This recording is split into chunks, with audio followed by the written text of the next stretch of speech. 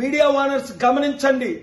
నేను శపించానంటే మీరు మీ కుటుంబాలు నాశనం అయిపోతాయి న్యాయం చేయకపోతే.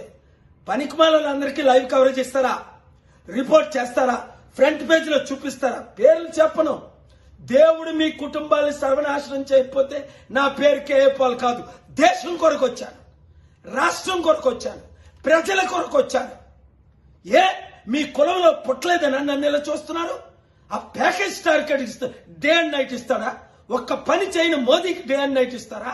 ఓటు బ్యాంక్ లేని శర్మిలాకి మీరు డే అండ్ నైట్ 3 సంవత్సరాలు తెలంగాణలో కవరేజ్, ఇప్పుడు ఆంధ్రాలో కవరేజ్ ఇస్తారా? ఇదా మీరు చేస్తుంది న్యాయం? మీడియా రిపోర్టర్స్ ప్రజలకు చెప్తాను, ఏ ఛానల్ వాచ్ చేయొద్దని.